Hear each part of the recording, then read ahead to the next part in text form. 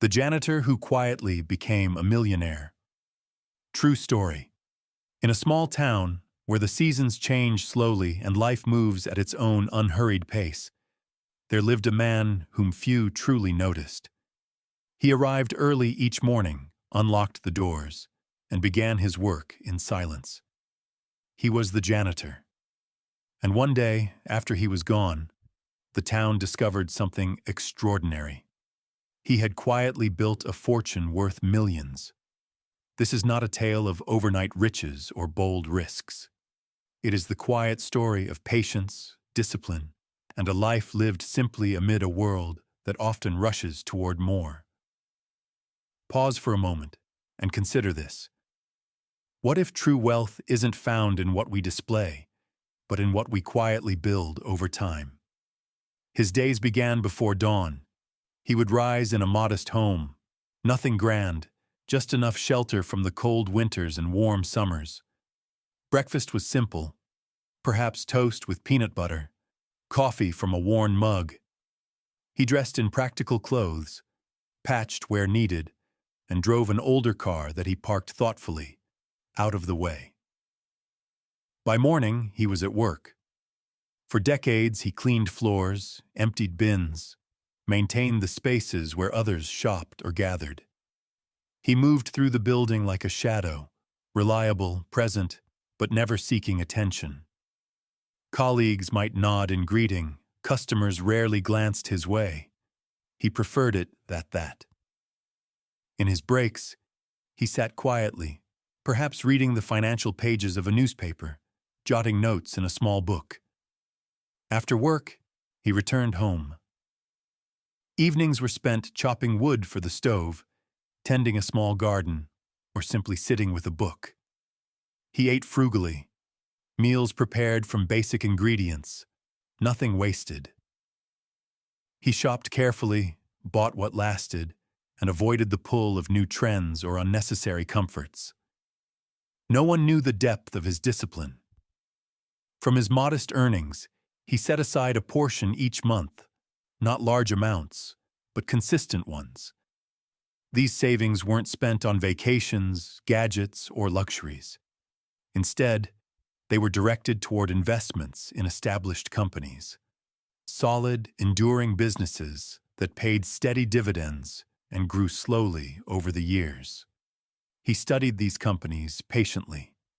He looked for those that had proven themselves through time. Reliable names in everyday life, the kind that provided essentials people always needed.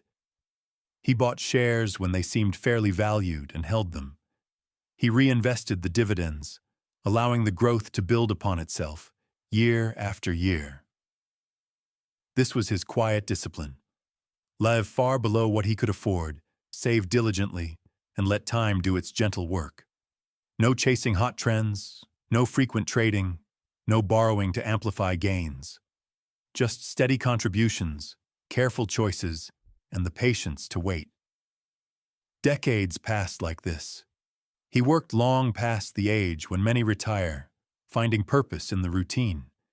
He married once, became a stepfather, but after his wife passed, he lived alone, content in simplicity. Friends and neighbors saw a kind, unassuming man, private, independent, with a dry sense of humor. Someone once paid for his meal at a local diner, assuming he needed the help. He accepted graciously, saying nothing of the truth. He read widely, visited the library often, and chopped his own firewood well into old age. His life was unmarked by extravagance. He parked in free spaces to avoid meters. His coat, held together in places with pins, served him faithfully. And all the while, unseen by others, his investments grew. Small amounts, added regularly, compounded quietly.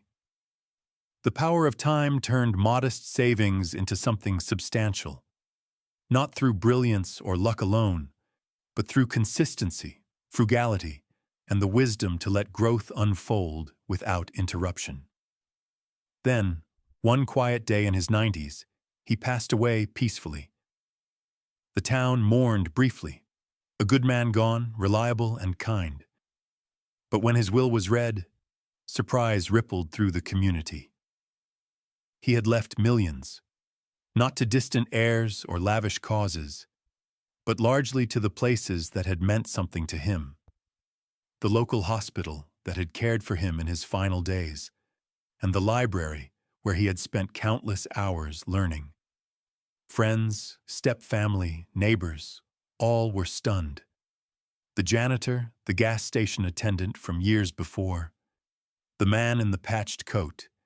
He had been wealthy all along, not in possessions, but in the patient accumulation of shares in strong companies, built over a lifetime of quiet choices. The hospital received funds that would expand its services for generations. The library gained resources to continue its quiet work of enlightenment. His gifts transformed institutions without fanfare, just as he had lived. People reflected. How had no one known? How could someone with such means live so plainly? The answers lay in the principles he embodied. First, the quiet power of compounding. Small, regular investments, held for decades, can grow beyond imagination. Time is the gentle ally here, not force, but persistence. Second, the strength of delayed gratification. Choosing simplicity today allows freedom tomorrow. Living below one's means creates room for growth, unburdened by constant spending. Third, the value of silence and privacy. Wealth shared too soon can invite pressure or distraction. Building in quiet protects the discipline needed to sustain it. Fourth, patience over haste. He avoided the noise of quick schemes, focusing instead on enduring value. And finally, true wealth as freedom, not display. He needed little to be content, so his resources could grow untouched. In our world today, we are surrounded by messages of more, bigger homes, newer devices, immediate experiences. Advertisements whisper that happiness lies in the next purchase. Social feeds show curated lives of abundance. Yet here was a man who walked a different path. He found contentment in enough. He resisted the pull of consumerism, not out of deprivation, but out of clarity. His modest life wasn't a sacrifice. It was a choice that granted him independence and, in the end, the ability to give profoundly. Contrast this with the quiet erosion many face. Earnings spent before they arrive. Debts accumulated for fleeting pleasures, investments chased and abandoned in pursuit of speed. His story reminds us that wealth is often built not in grand gestures, but in small, repeated acts of restraint and foresight. It grows in the spaces we leave empty of excess. We don't need to mimic his every habit. Few would choose such extreme frugality. But we can draw from his principles. Save consistently, invest patiently in what has proven lasting, live intentionally, and allow time to work its subtle magic. In the end, his life was a quiet testament. Wealth isn't always loud. Sometimes it sweeps the floors, reads in silence, and leaves a legacy that speaks long after the person is gone. Music swells gently, then fades. You sit with this story. Ask yourself, not with pressure, but with gentle curiosity. What small choice today might echo quietly into tomorrow? Thank you for joining me on Wise Money Monk.